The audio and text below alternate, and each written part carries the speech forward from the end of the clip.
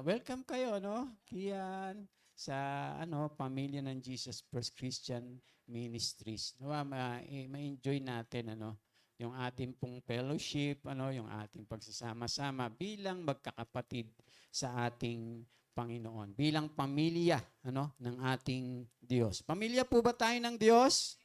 Yes, opo. Dahil tayo po ay ginawa niya ng mga anak sa pamamagitan po ng ating Panginoong Yesus. Kaya sabi ng mga tao, narito ang iyong ina at mga kapatid. Sabi naman ng Panginoon, sino ang aking ina at mga kapatid?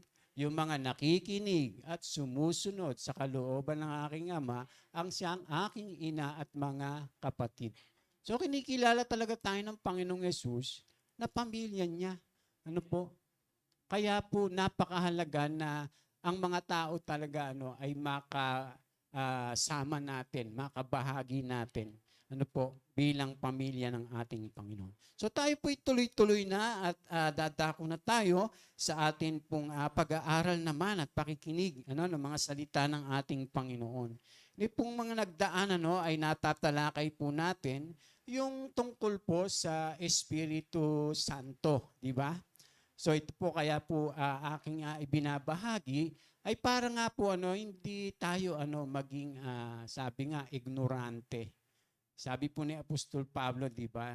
Hindi ko nais na kayo maging ignorante lalong-lalo na sa mga kaloob na spiritual. Paano naman natin mararanasan yung mga kaloob na spiritual kung hindi naman natin nararanasan yung pong kapuspusan ng Espiritu Santo. At napakahalaga po yung Espiritu ng Diyos na nakikilala talaga natin siya ng personal din. Hindi lamang ang Ama, hindi lamang ang Anak, ay ganun din po ang Espiritu Santo. Dahil bakit? Kasi ang Ama at ang Anak naandun sa langit. At yung Espiritu Santo ay naririto. Mga kapatid, kaya nga po isinugo po ng Diyos yun ng Panginoong Yesus Ano po? So ibig sabihin, ang Espiritu Santo ang nagre-represent sa Ama at sa Anak. Kaya dapat naintindihan natin yung kaugnayan natin bilang mga mananampalataya doon sa Espiritu Santo at nakikilala po natin siya sa ating mga buhay. Tandaan po natin palagi, lagi ko ito sinasabi, meron lang dalawang espiritu ang pwedeng maghari sa tao. Ano? Espiritu ng Diyos at saka nino? Diba dalawa lang po yan? Kaya nga po pinadala yung yung Espiritu Santo Dahil kung wala ito, ay sa malamang na malamang, baka yung espiritu ng masama ang maghari talaga sa tao. Kaya pinadala yon para may makasama po tayo. At natalakay po natin mga kapatid, yung mga nauna po, yung una, yung ang Kristiyano at ang banal na espiritu. Pangalawa, kailangan natin ang banal na espiritu. At pangatlo, ngayon po ating tatalakayin yung mga gawa naman ng banal na espiritu.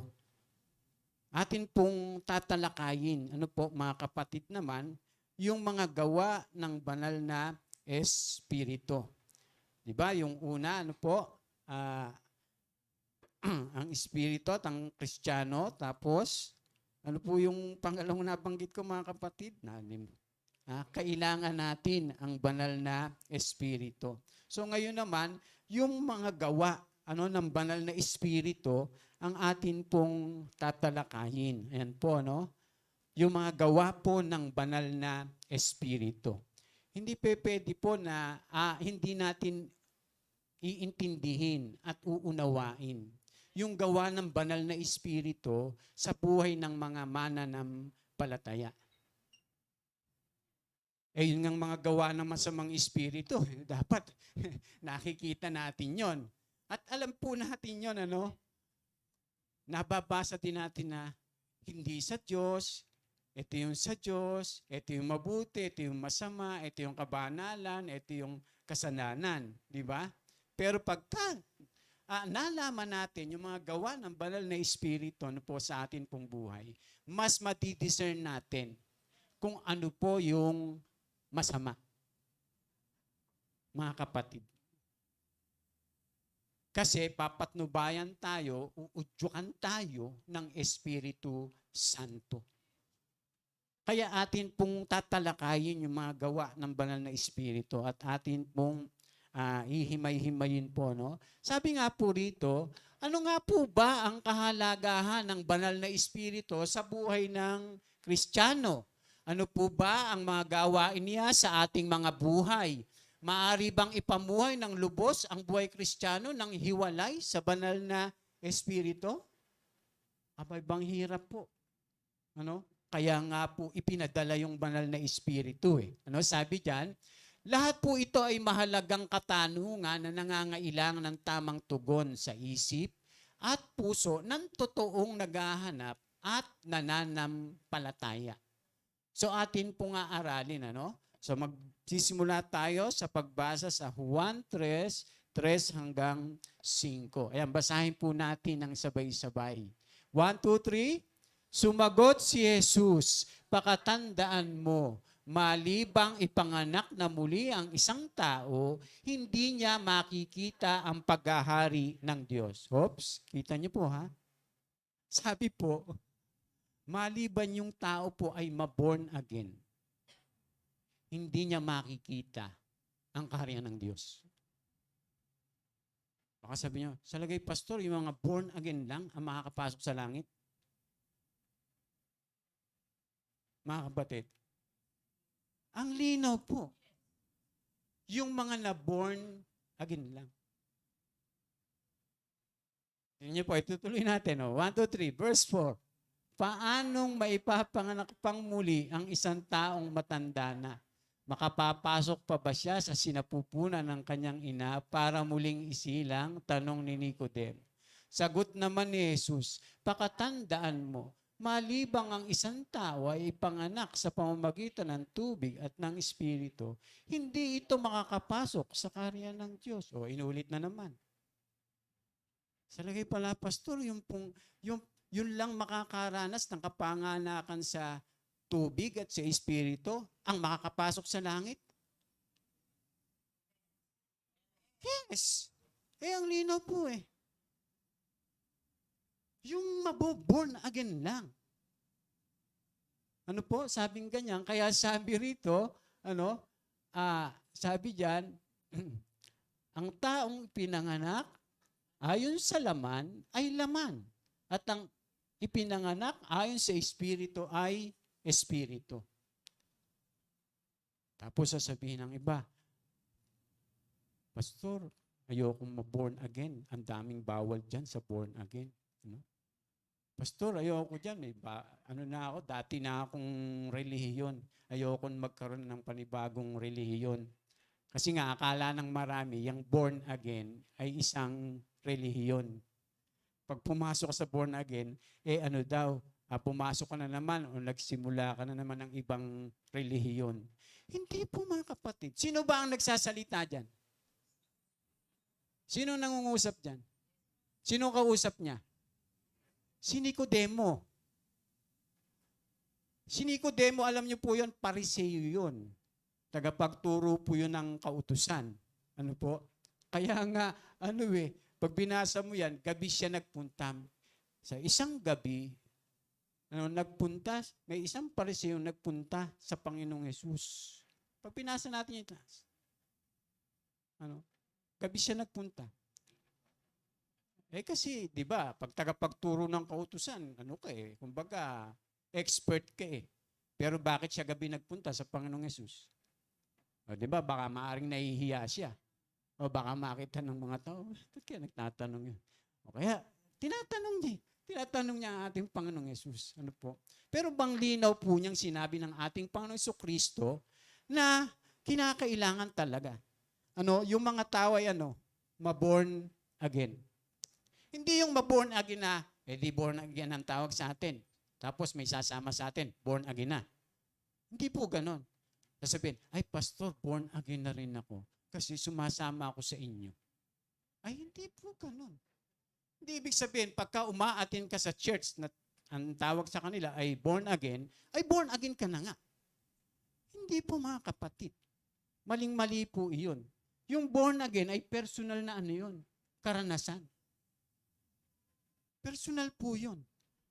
Hindi yan yung basta naging miyembro ka, umattend ka na sa isang church, ay automatic na born again ka na nga.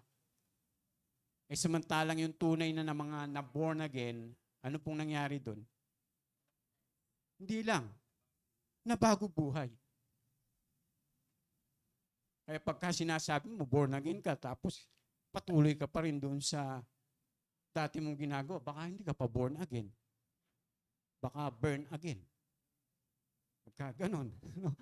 So, ano-ano po yung mga gawa ng banal na espiritu sa buhay ng Kristiyano? Unang-una po, ang espiritu ang nagsisilang na muli sa tao upang ito ay mapagharian ng Diyos. Take note po. Yung Espiritu Santo po ang magsisilang na muli sa tao para mapagharian ng Diyos. Kaya po yun ang born again, pinaghaharian ng Diyos. O kaya naman, pinaghahari niya ang Diyos sa kanyang buhay. Yung po ibig sabihin ng na born again. Hinahayaan niya na ang Diyos ang maghari sa kanya. Hindi katulad noon, ang naghahari sa kanya,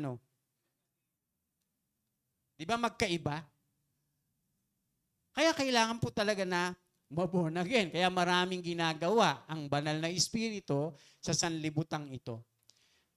Subalit, namumukod tangi ang kanyang mga ginagawa sa buhay ng isang mananampalataya. Ang una na po rito, ang gawaing paglalakip o pagpapabilang sa isang tao sa Panginoong Yesus, sa kanyang iglesia o kaharian dito sa mundo. So, ibig sabihin, pagka ang isang tao ay na-born again, ibig sabihin, kapag yung tao ay nanampalataya sa Panginoong Yesus, nagbalik loob sa ating Diyos, sa pamamagitan ng Panginoong Jesucristo, inilalakip siya ng Espiritu Santo doon sa kanyang church. Ano po? Inilalakip ng Espiritu ng Diyos, yung taong yun, doon sa katawan ng ating Panginoong Hesus at ibinibilang niya na doon sa kanyang kaharian. Mga kapatid, saan po naghahari ang Panginoon? Tingnan niyo po, sabi po doon sa panalangin, at maghari ka dito sa lupa, gaya ng nasa langit. O, diba? Naghahari siya doon. Pero bakit yung panalangin ay maghari ang Panginoon dito sa lupa, gaya ng sa langit? Pero ang tanong, saan siya naghahari dito sa lupa? Sa lahat ba ng mga tao? Sa mga mananampalataya. Sino yung mananampalataya? Yung church. Yung church. Doon po naghahari. Kaya pag na-born again o naipanganak na muli ang isang tao, sa pamamagitan ng Espiritu, mapapabilang yung taong yun doon sa church na pinaghaharian ng Diyos. Kaya nga sabi, maliban ang tao'y ipanganak na muli. Di siya? Ano sabi? Hindi niya makikita ang kaharian ng Diyos.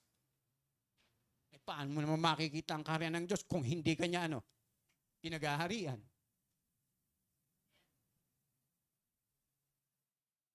Yun po yung gawa ng banal na Espiritu. Yung pong banal na Espiritu, mga kapatid, tandaan po natin, siya po yung kumukonvict sa tao. Sa lahat ng tao. Yung tao lang, nasa kanya kung siya yung magre-response. Kung tutugon siya doon sa conviction, magbalik loob ka na. Magsisi ka na. Tanggapin mo na si Kristo. Talikuran mo na mga kasalanan mo. Diba yung ganon? Ikaw naman, siyempre yung tao, nasa sa kanya. Kaya nga pagka ikaw nakinig, di ba? Doon sa conviction, ano mangyayari? Di maboborn again ka ng Espiritu.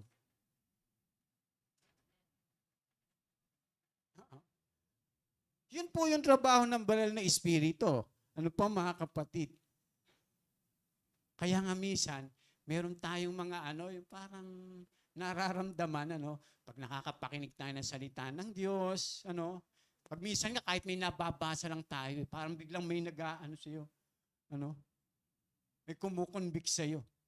Kasi kahit sino, kinukonvict ng Espiritu para magsisi. Kasi yun po yung trabaho ng banal na Espiritu. Ang masaklap tayo mga Kristiyano na alam na nga natin, tinanggap na natin, tapos pag tayo, inuudyo ka naman ng banal na Espiritu. Tapos di tayo nakikinig. Kaya sabi po doon sa Hebrews, kaya nga, kapag narinig ninyo ang tinig ng Diyos, huwag niyong patigasin ang inyong puso. Diba? Ganun po naman yung sinasabi. Doon sabi po doon sa Hebrews. Kasi yung mga Hebreo, pagka inaral po natin yung aklat ng Hebreo, napipinto na silang tumalikod. Sa Panginoon. Kaya ito po yung trabaho ginagawa ng banal na Espiritu. Kaya sabi diyan, malibang ipanganak na muli ang isang tao, hindi niya makikita ang paghahari ng Diyos. Sabing gano'n. Tapos pagdating pa po doon sa malibang ang isang tao ay ipanganak sa pamamagitan ng tubig at ng Espiritu, hindi ito makakapasok sa kaharian ng Diyos. Kaya nga pagka nakakilala na tayo sa Panginoon, di ba? Nanampalataya na tayo sa Kanya, na-born again na tayo. Uy, nakikita na natin ang kaharian ng Diyos. Bagaman, physically, hindi pa natin nakikita. Kasi yun? By faith. Naniniwala tayo, nananampalataya tayo doon sa mga bagay na hindi nakikita. Pero sinabi, ipinangako. Hindi pa natin nakikita yun. Pero tayo nananampalataya. Kaya yung atin pong yung motibasyon natin, di ba, doon sa ating mga ginagawa, sa ating mga paglilingkod, sa ating pagsunod, sa ating pag-asa, sa ating mga pagtitiwala sa Panginoon, yung pong mga sinasabi ng salita ng Diyos. Dahil nananampalataya tayo, kahit hindi natin iyon nakikita. Ang problema, pagka yung tao, di ba, walang pananampalataya, kahit nasabihin pa na, kahit pa, marinig nila yan. Yung mga sinasabi ng Diyos, yung sinasabi ng salita ng Diyos, yung mga pangako ng Diyos, yung mga bagay na hindi nakita. Hindi sila maniniwala. Bakit? Walang silang pananampalataya. Halimbawa, sinabi ng Diyos yung langit. Hindi naman natin nakikita yon, di ba? Pero pagka ikay totoong na born again, naniniwala ka na meron nun. Halimbawa, sinabi ng Diyos yung impyerno. Hindi natin nakikita yun . Pero naniniwala tayo na mayroong impyerno. Bakit? Sinabi ng Diyos yun . Sinabi niya na bibigyan niya tayong buhay na walang hanggan. So nananampalataya tayo sa Panginoon. Kaya tayo sumusunod sa Kanya. At kaya tayo rin nagsisikap na makapamuhay ng may katwiran, kabanalan. Dahil alam natin na mayroong impyerno, mayroong dagat-dagatang apoy. Nananampalataya tayo ito. Pero yung walang pananampalataya, baliwala sa kanila yun. Mga kapatid, kaya malibang yung tao po ay maborn again, maipanganak na muli, at saka lamang niya maiintindihan. Alam niyo po yung alin? Yung mga bagay na hindi nakikita. Kasi pinanganak ka sa Espiritu, magiging ka na? Spiritual. Maging spiritual ka. Doon magsisimula na maging spiritual ka. Pero pagka hindi, ka? Makalaman. Makamundo ka. Makasanlibutan ka. Kaya yung mga paningin mo ay mga bagay na andito lamang. Pero di ba minsan ano pa tayo? So may segue pa, di ba? Minsan pag hindi tayo nagbantay, Kaya maraming mga babala ang salita ng Diyos eh. Huwag kayong umayon sa takbo ng sanlibutan ito. Di ba ganon? Magbago na kayo ng pag-iisip. Huwag niyong ibigin ang mga bagay ng sanlibutan.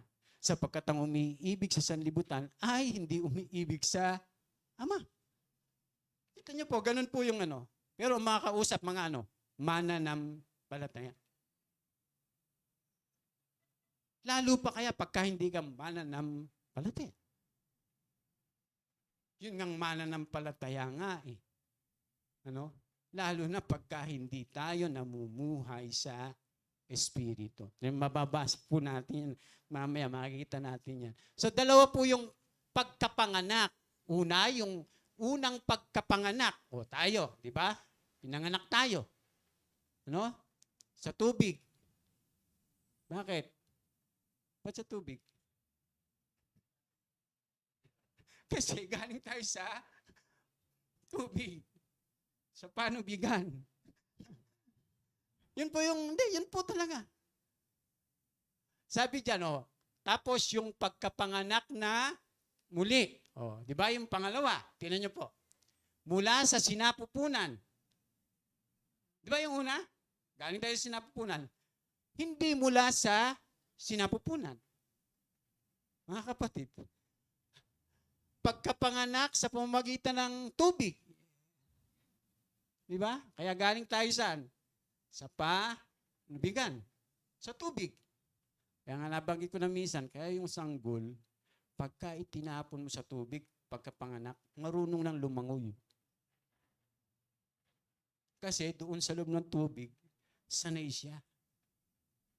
Hindi, totoo po mga kapatid. Tapos, hindi ganun ang ginagawa natin sa mga anak, di ba? Pero sa totoo lang, yung mga sanggol, pagka nakpanganak, mo sa tubig. Gaganong-ganon, lulutang. Kasi sanay siya. Ang tagal niya na naandun sa loob, ilang buwan. Maraming bata, hindi marunong lumangoy. Kasi bakit? Hindi tinuruan habang pa. Pero sa totoo lang, marunong dapat na yun. Tapos, pagkapanganak sa pamamagitan ng Espiritu. Tapos, pagkapanganak sa laman. Di ba yung unang kapanganakan? Tapos yung pangalawa, pagkapanganak sa Espiritu. Pero lahat ng tao ay pinanganak sa laman. Pero hindi lahat ng tao ay pinapanganak pa sa Espiritu. Malibang yung tao po ay manampalatayang totoo. Magbalik loob. Mga kapatid, hindi po yung pananampalatayang sinasabi lang ng ating bibig. Tandaan po natin, sa Biblia, pagka yung pananampalataya ang pinag-uusapan, hindi yun yung, Pastor, nananampalataya na ako sa Panginoon. Okay na ba ako? Hindi yung ganun lang. Kasi yung iba sinasabi na, basta nananampalataya ka na kasi nga, by faith alone. Alam niyo pa, pag binasa natin yung Ephesians 2:8 na laging binabanggit ng marami na, sapagkat sa pamamagitan ng biyaya kayo naligtas at nung kayo ay nananampalataya. At yan ay biyaya ng Diyos. Hindi buhat sa inyo, kaya walang sino man ang dapat magmalaki. Totoo po na ang kaligtasan ng tao ay by grace. Hindi natin kaya iligtas ang ating sarili. Kailangan nating manampalataya sa Panginoong Yesus, sa ginawa niya. Pero mga kapatid, sa Biblia, yung pananampalataya, katulad nung mababasa nga natin dyan mamaya nung tinanong ng mga tao, sila Apostol Pedro, mga kapatid, anong gagawin namin? Anong sagot ni Pedro? Magsisi na kayo at talikuran ninyo ang inyong mga kasalanan. At magpabautismo kayo at tatanggapin ninyo ang kaloob ng Espiritu Santo. Tingnan niyo po, yung nananampalataya, tandaan po natin, talagang nagsisi yun at nagbalik loob sa Panginoon at nagpabautismo. Kaya yung Ephesians 2, pag binasa nyo yon, Ephesians 2, yung laging ginagamit na marami, ay basta by faith, hindi na maapektuhan yung mga ginagawa natin o ano pa man, basta tayo nanampalataya, ligtas na tayo. Tandaan po natin mga kapatid, yung Ephesians 2, pag binasa nyo yung 1 hanggang 10, sabi dun sa una, dati kayo'y mga patay. Ngunit kayo'y nabuhay sa pamamagitan ng pakikipag-isa nyo kay Kristo. Dati, namuhay kayo sa laman. Sabing ganon. So, ibig sabihin, yung sa Ephesians 2, yung mga tao doon ay mga nagsisi. Hindi yung basta't nanampalataya lang. Kasi paano nga mababago ang isang tao kung nanampalataya pero hindi nagsisi?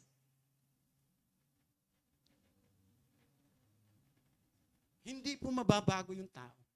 Malibang yung tao po ay magsisi at magbalik loob sa Diyos. Kaya sa Biblia, yung pananampalataya, yun yung mga nagsisi. Nagbalik loob sa Panginoong Yesus. Tinalikuran ng kasalanan at nagpabautismo. Talagang nagpasya na sila. Kaya yung tao, pagka naipanganak na muli, yun po yung nangyayari.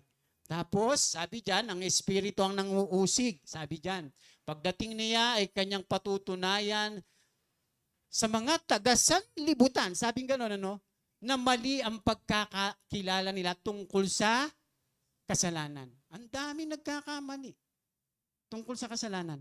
Akala nila, yung kasalanan ginagawa nila, tama pa rin. Akala marami. Pero ang sabi, uusigin ng Espiritu yung tao, sabi ganon. At sabi dyan, kanyang patutunayan sa mga taga-sanlibutan na mali ang pagkakakilala nila tungkol sa kasalanan, tungkol sa pagiging matuwid. Sabi ganon, at tungkol sa paghatol ng Diyos. Kaya kita niyo po, pag tayo nakikinig ng salita ng Panginoon, narinig natin yung tungkol sa kasalanan, tungkol sa pagiging matuwid at tungkol dun sa paghatol ng Diyos. Di ba? Tapos nakikinig tayo, nauunawaan natin. Ano po? Kasi inuusig tayo. Tayo naman, nasa atin kung tayo makikinig o tutugon. Yung mga tao.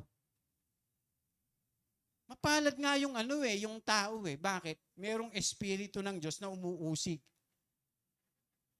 sa tao.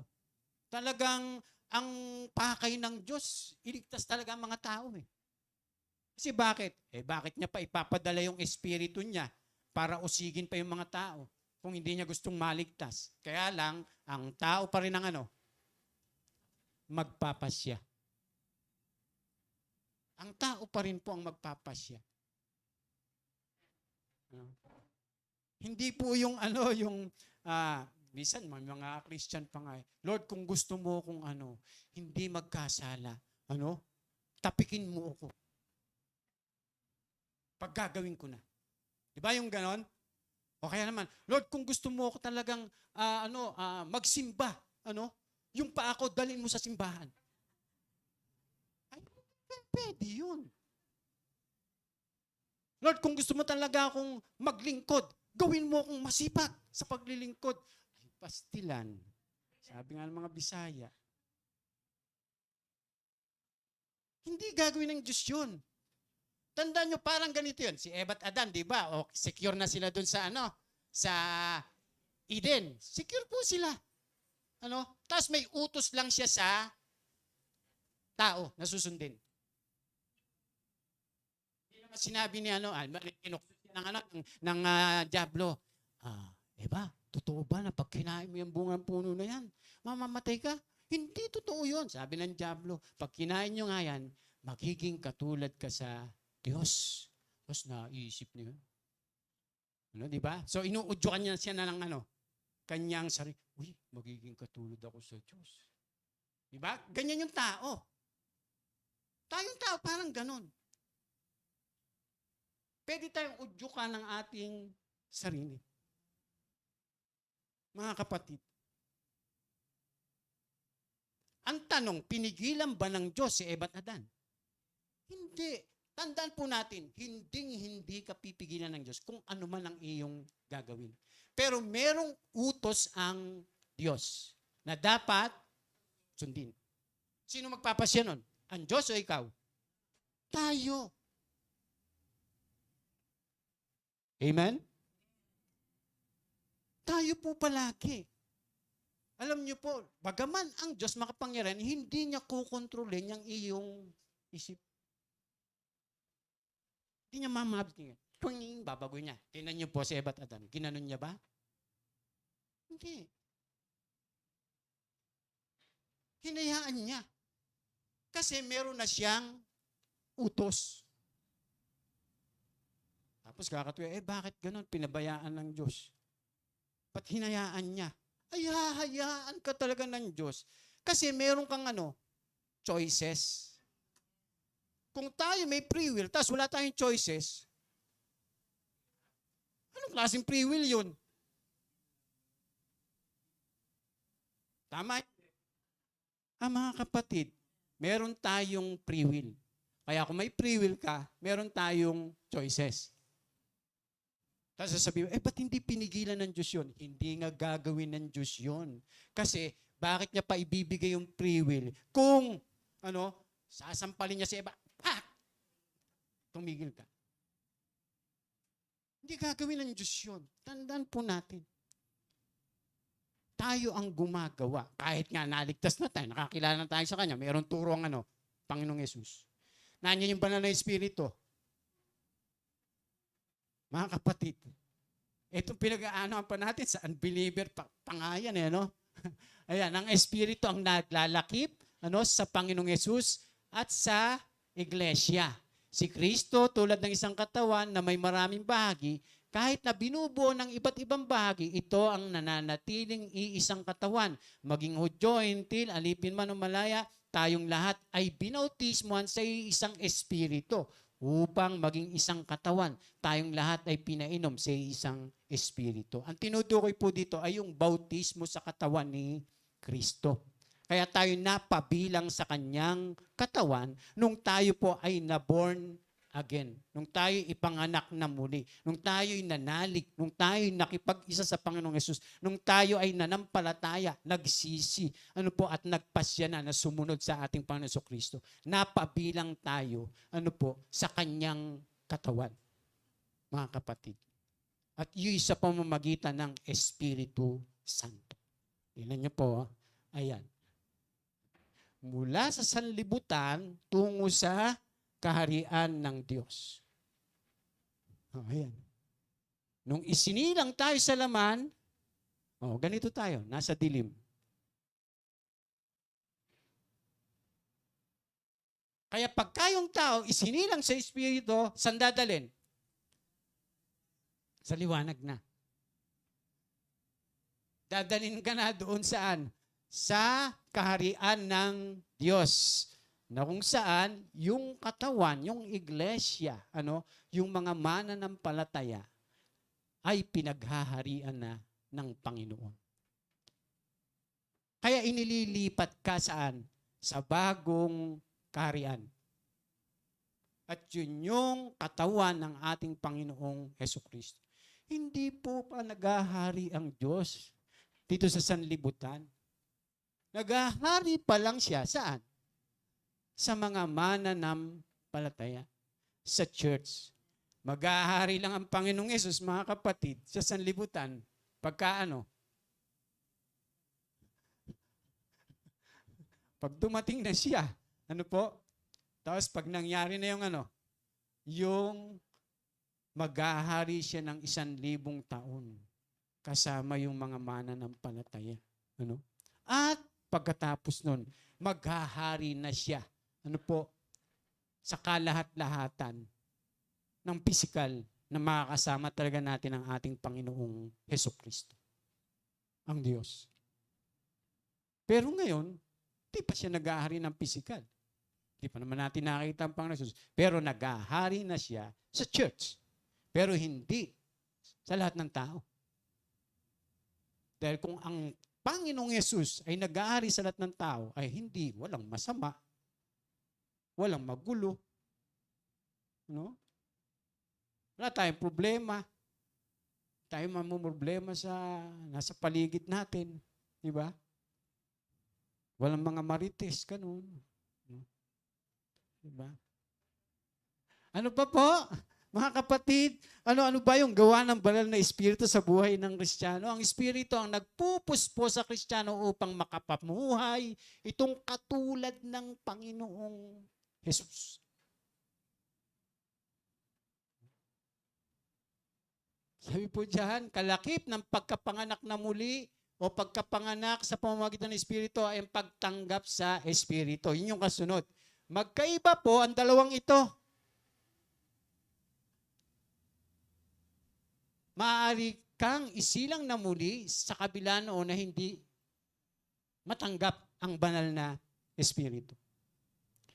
Lagi po sasabihin sa mga kapatid, iba po ang kapanganakan sa Espiritu at iba po ang kapuspusan sa banal na Espiritu. Magkaiba po ang bautismo sa banal na Espiritu sa kapanganakan sa Espiritu. Marami pong nagsasabi, once na na-born again ka, na-baptize ka na daw ng Holy Spirit. Hindi po, mga kapatid. Magkaiba po yan. Dahil bakit po? Bakit po mga kapatid? Tinan niyo po. Yung pong mga alagad, 3 taon niyang tinuruan. Pero bago siya umakyat sa langit, anong sabi niya? Mag-intay kayo sa Jerusalem. Dahil doon niyo matatanggap ang pinangako ng Ama na isusugo ko sa inyo. Sabing ganun ng Panginoong Yesus. Pero ang sinabihan niya, mga mga mananampalataya na, mga alagad na nga eh. Pero doon sa loob ng 3 taon, wala pa sa kanila yung bautismo ng banal na Espiritu.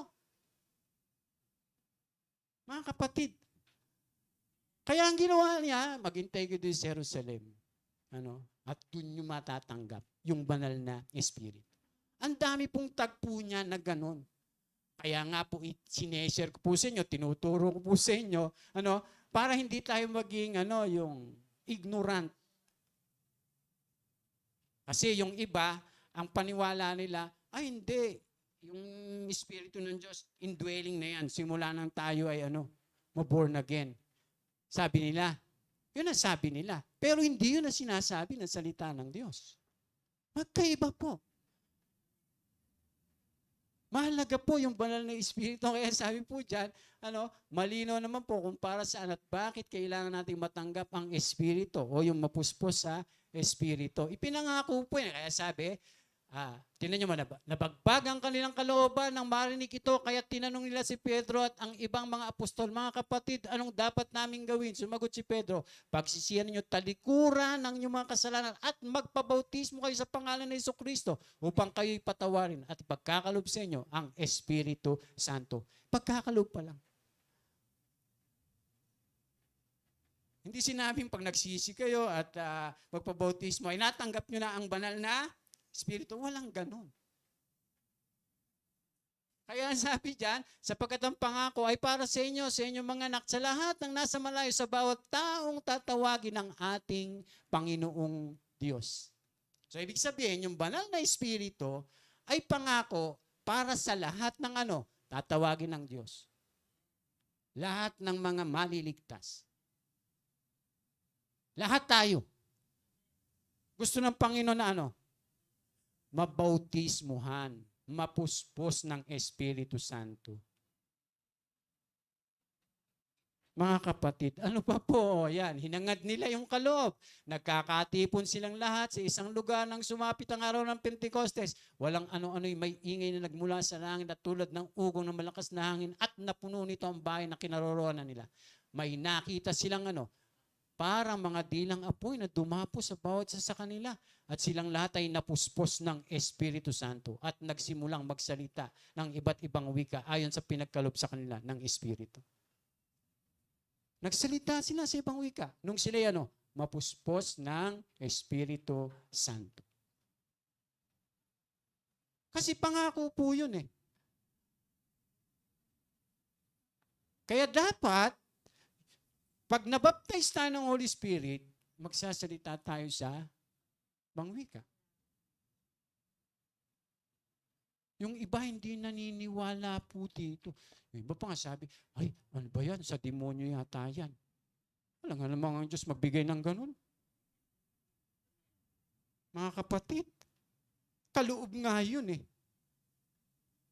Kapangyarihan nga yun yung ibibigay ng Diyos eh. Ano po? Hindi gagawin ng Diyos yun. Ang masama pa nga, pagka sinasabi natin yung nagsasalita sa ibang wika ay sa demonyo. At alam niyo tawag doon? Blasphemy. Yun ang dapat pag-ingatan ng marami. Kaya yung mga nagsasabi na, ay ano yan, sa demonyo yan, kaya yan nagsasalita ng ganyan. Ay maaari pa sabihin ko yung mga Latin. Ano? Yung mga ginagamit ng mga albularyo, ng mga mangkukulam kaya, or diba? Pero yung bautismo ng banal na espiritu, yung kapuspusan ng banal na espiritu, laging merong ebidensya. Anong katibayan mo na napuspos ka ng banal na espiritu? Sasabihin mo, hindi kasi sabi ng salita ng Diyos. Ano? Meron pong ebidensya. Eto nga po, napuspos sila eh. Nagsalita sila sa ibang wika, mga kapatid. Walang ibang ebidensya pagka napuspos ka ng banal na espiritu, kundi yung magsalita ka sa ibang wika. Tinan niyo po, sabi dyan. O ayan, hinangad nila yung kaloob para sa bawat mananampalataya. Nang mabalita ng mga apostol sa Jerusalem na tinanggap ng mga Samaritano ang salita ng Diyos, isinugo nila roon sina Pedro at Juan. Pagdating doon, pinanalangin ng dalawang apostol ang mga Samaritano upang sila'y tumanggap din ng Espiritu Santo sapagkat hindi pa ito bumababa sa kanino man sa kanila. Pero mga ano na sila? Kristiyano. Mga mananampalataya sila. Tapos, pinag-pray sila ni na Pedro, tsaka ni na Juan. Ano? Kaya sabi diyan, sapagkat hindi pa ito bumaba sa kanino man sa kanila, sila'y nabautismohan pa lamang sa pangalan ng Panginoon. O nabautismo na sila sa tubig, pero hindi pa sila nabautismohan sa Espiritu Santo. Kaya sabi yan, pinatong ni Pedro at Juan ang kanilang mga kamay sa mga Samaritano at tumanggap ang mga ito ng Espiritu Santo. Ngayon, paano nila nalaman yun? Paano? Bakit sasabihin na at tumanggap sila ng Espiritu Santo? Bakit sasabihin yung sumulat yun kung walang ebidensya? Hindi naman pwedeng sasabihin ko sa inyo na ay tinanggap nyo na ang Espiritu. Pero walang ebidensya. Tingnan niyo po mga kapatid, meron po yan. Hinangad nila yung kaloob para sa bawat mananampalataya. Habang nasa Corinto si Apolos, tinahak naman ni Pablo ang mga dakong bulubundukin ng lalawigan hanggang sa siya'y makarating sa Epeso. Natagpuan niya roon ang ilang alagad. Alagad din po yan. Di ba? No? At sila'y tinanong niya, tinanggap ba ninyo ang Espiritu Santo nang kayo sumampalataya? Hindi po, hindi nga namin naririnig na may Espiritu Santo pala. O, kita nyo? Pero alagad po yun. O ngayon, naririnig nyo na. Naunawaan nyo na. Diba? Kaya nga, tinuturo po natin eh. Tinan nyo po. Kung gayon, saan kayo nabautismo? Tanong niya, sa bautismo ni Juan. Mga alagad din kasi ito ni Juan eh.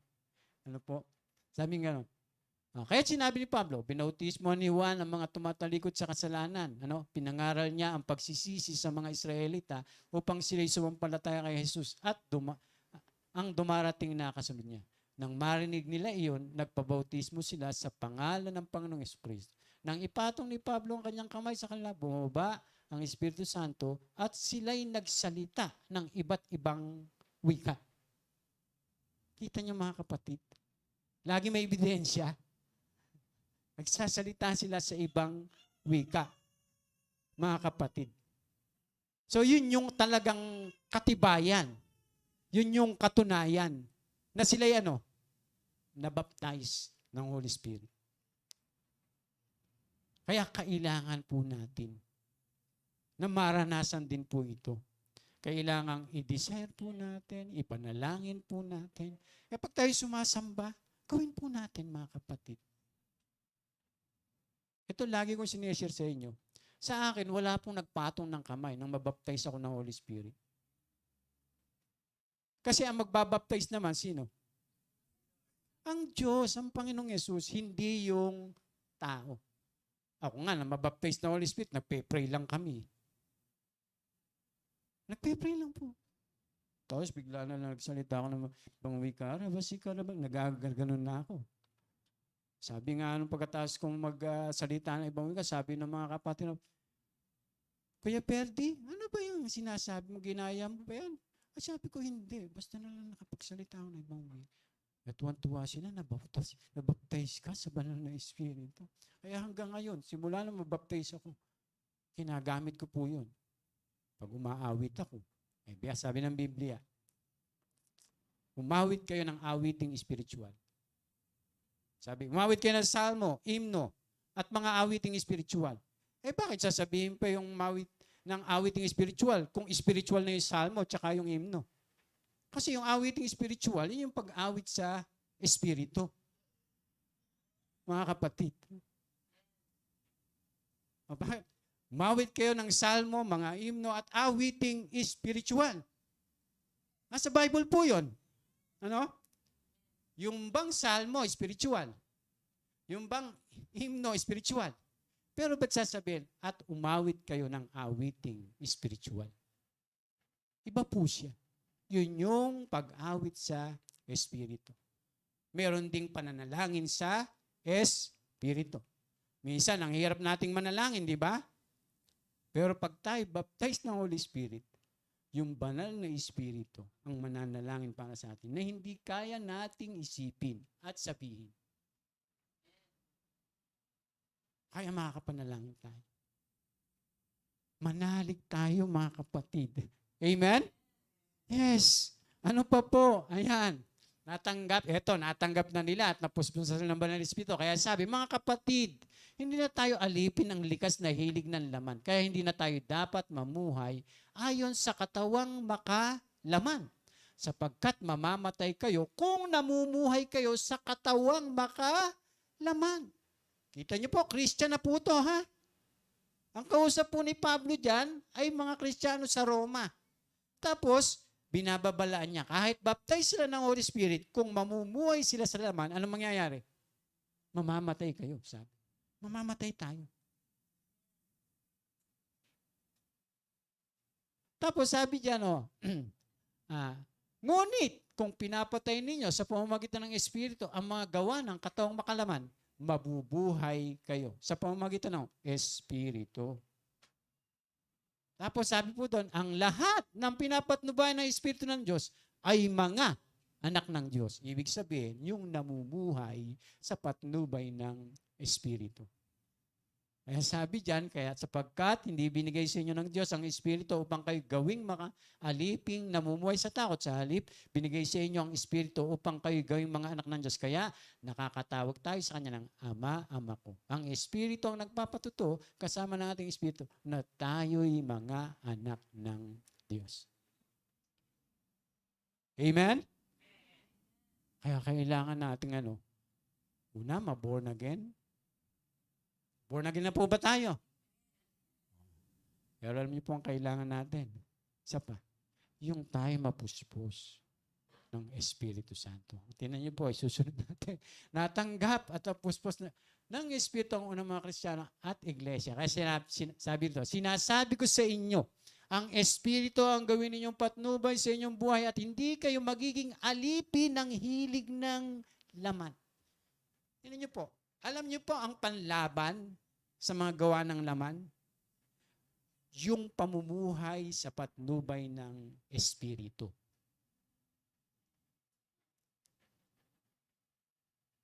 Kaya pagka yung tao naglalasing, nangangalunya, nakikiapid, nanakaw, yung sinabi na gawa ng laman, di ba? Sumasamba sa Diyos-Diyusan, mangkukulam.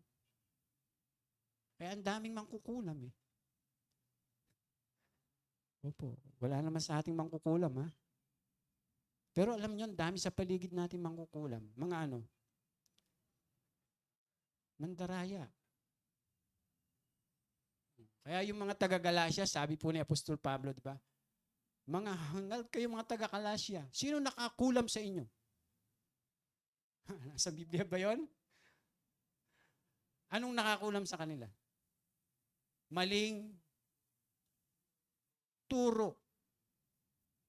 Na-scam sila ng maling turo. Nadaya. O kaya yung mga mandadaya, mangkukulam yun eh. Yes. Mga kapatid, akala nyo yung mangkukulam, yung merong manika. At masasabihin ni Apostol Pablo yung gawa ng laman? Pangkukulam. Diba? Pangangalon niya, pagsamba sa Diyos-Diyusan. Bakit niya isasama yon? Tapos, ang kausap niya, mga mananampalataya. Wala naman mga doon, yung mangkukulam na mahawak ng manika. Sila nga, nung sumampalataya, sinuko nila yung lahat ng ginagawa nila, mga black agimat, mga anting-anting, ng manampalataya mga Kristiyano Tinigilan nila talaga yun. Pero bakit sinasabi ni Apostol Pablo sa mga mananampalataya na ito ang mga gawa ng laman kasama yung pangkukulam? Diba? Kaya pagkalimbawa, merong sa inyo, yung nag-uudyok sa inyo, o kaya merong yung mag-ingat kayo sa mga kausap nyo. Alin sa dalawa, yung kayo yung makapag-inganyo sa kanila o kayo yung mainganyo? Mga kapatid. Kasi nasa paligid lang natin minsan yung mga mangkukulam. Tingnan nyo yung katabi nyo.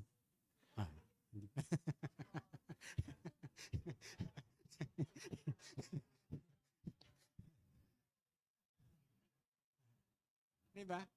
Halimbawa, merong yung sinisiraan yung kanyang kapwa sa kanyang kapwa. Dinadaya niya yung kanyang kapwa para lang pumabor sa kanya yung kapwa, di ba? Mag-iingat ka doon. Baka nakukulam na ka na niya. Hindi, totoo po yun eh. Tapos, papabor ka sa kanya, di ba? Pero hindi mo naman alam yung kwento. Pero nadaya niya na ka pala. Dinadamay ka lang. Di ba? Anong tawag doon? Yung nagpaparami ng ng kakampi. Ha? Hindi, yung, yun. Hindi ka naman. Ano to, networking? Kailangan may downline ka? Nakukulam yung ganun. Tapos magagalit kayo doon sa tao. Kaya pagkakagalit. Di ba kasama saan yun? Gawa ng laman. Tapos sinabi ni Apostol Pablo, at ito naman ang bunga ng Espiritu. Di ba? Doon sa Galacia? Yung anong bunga ng Espiritu? Kaya sa church, pagkaan ba, nag-aaway-away tayo, kanya-kanya tayo. Sigurado may namumuhay sa laman eh. Mga kapatid, ako na magsasabi sa inyo. Pag tayo po hindi nagkakaisa, nagkakagulo tayo dito, nagkakanya-kanya. Ang daming namumuhay sa laman. Kaya pinapagalitan ni Apostol Pablo yung mga taga-Korinto. Kasi sasabihin, ako kay Pablo, ako kay Pedro, ako kay Apolos. Sabihin, sino ba si Pablo? Sino ba si Pedro? Sabi ni Apostol Pablo, di ba? Ano ba naman kayo mga taga-Korinto? Mga baptized pa naman kayo ng Holy Spirit. Mga baptized pa yon, pero hindi namumuhay sa patnubay ng Espiritu. Kaya tinuro niya yung at ito ang pinakadakila. Ituturo ko sa iyo, ang pag-ibig. Yun yung unang bunga ng Espiritu. Di ba? Yun po yung Kaya kahit na-baptize pa nga ng Holy Spirit, yung hindi nga baptize, nakakapamuhay sa laman. Paano pa kaya pag hindi? Mga kapatid, yung mga taga-Korinto, mga pneumatic yun. Ibig sabihin, mga spiritual yun.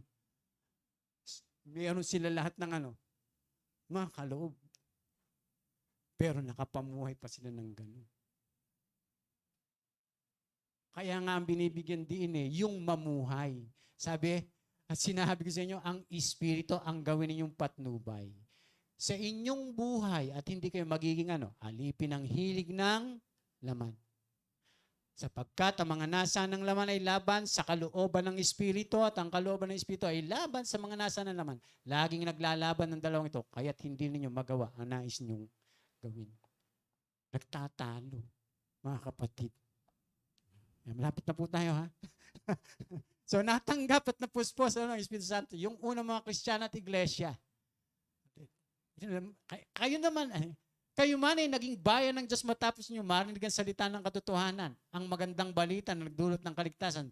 Sumampalataya kayo kay Kristo. Kaya't pinagkalob sa inyo ang Espiritu Santo na pinangako ng Diyos bilang tatak ng pagkahirang sa inyo. Yan po yung nasabat ni Pablo doon sa Efeso. Yung nabaptize ng Holy Spirit, mga kapatid. Ano ba yung binasa natin kanina? Yung nasabat ni Pablo doon sa Efeso. So, nabaptize ng Holy Spirit yun. Kasama to dito, mga kapatid. Kaya sinulatan niya eh. Kaya may sulat siya dito sa mga taga-Efeso. Sabi niya, ang Espiritu ang katibayan na makakamit natin ang mga pangako ng Diyos para sa atin hanggang sa makamtan natin ang lubos na kaligtasan. Purihin natin ang kanyang kaluwalhatian. So merong tatak. Yung mga anak ng Diyos ay may katibayan. Yung seal ng Holy Spirit. Para Para maging legal. Kahit nga po dito ang papel, legal lang yan pagka hindi sealed. Nako, bantay kayo doon sa mga papel yung that notarized siya, silyado. Kaya yung Christian, merong tatak. Silyado na sila'y mga anak ng Diyos. Mga kapatid. Baka sabihin, paano yun, pastor, hindi pa kayo baptize? Di ba? Pero ka na? Na-born again ka na. Pinanganak na tayo saan? Sa Espiritu. Kaya lang, iba talaga pagka naranasan natin yung kapuspusan ng banal na Espiritu. Mga kapatid. Kaya wag po tayong mahihiya na pagsasamba tayo, aawit tayo. Mananalangin tayo sa Panginoon. Lord, gusto kong maranasan ang Espiritu mo. Lord, gusto kong mapuspos ng yung banal na Espiritu. Lord, gusto ko pong makapamuhay sa patnubay ng Espiritu Santo. Yung ganun po ba? Ako ganun po nung ilang taon na ako sa Panginoon, narinig ko yung turo tungkol sa Espiritu Santo. Alam mo, ang ginawa ko, Lord, kung talagang totoo yan sinasabi mo. Ganun ang ko nun patunayan mo sa akin. Laging ganun ang aking pinagpe-pray.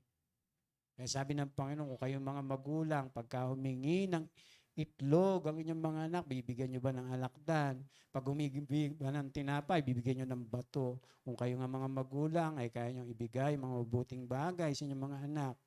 Sabi niya ganon, ibibigay niya yung kanyang espiritu sa mga hingi sa kanya. Hinihingi po yun. Mga kapatid, gusto ng Panginoon na mabaptize tayong lahat ng Holy Spirit. Gusto niya, maranasan natin yung kapuspusan. Ang kailangan lang manalig tayo. Yung iba kasi, totoo ba yan? Pagka ganin yung nakikinig, malabo mo maranasan yun. Dahil doon pa lang, hindi ka na naniwala. Mga kapatid, ano ba po? Ayan. Dalawang uri ng pamumuhay. Ngayon tayo ay nakakilala na sa Panginoon, na born again na ibilang na sa Panginoong Yesus at sa kanyang iglesia. Meron tayong kapilian kung paano tayong mamumuhay. Sa laman o sa Espiritu. May choices pa rin tayo. Tinig po, papaliwalag ko mga kapatid. Noon, alipin tayo ng kasalanan. Nung hindi pa tayo born again. Wala tayong choice. Bakit?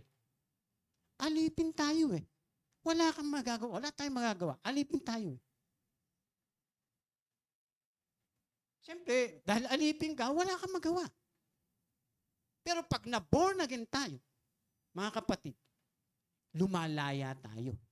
Ano, sa kasalanan. Pag nagbalik loob tayo. Tapos, magkakaroon ka na ng choice na ano? Pumili. Kung susundin mo ang ano? Ang Panginoon, ang Espiritu ng Diyos, o susundin mo ang iyong sarili. Ang iyong laman. Hindi katulad noon, talagang sinusunod mo ang iyong sarili. Bakit? Alipin nga tayo ng kasalanan. Malaki ang kaibahan, mga kapatid. Amen? Kaya sabi diyan, kahit Kristiyano na at kahit natanggap na at napuspos ng banal na Espiritu, maaari pa rin mamuhay sa laman ng isang tao. At kahit religyoso pa at masipag sa ministry at paglilingkod, kailangan pa rin matanggap ang banal na Espiritu. Amen? Ayan, sana po mga kapatid, ilang linggo na nating tinatalakay ito. Talagang nabubukas na yung ating isip, at ating puso, sa salita ng Diyos. Kaya dapat pag sumasamba tayo, Lord, bautisman mo ko, Lord, puspusin mo. Gusto kong maranasan, yung Espiritu Santo. Amen? Palakpakan po natin ang ating Panginoon.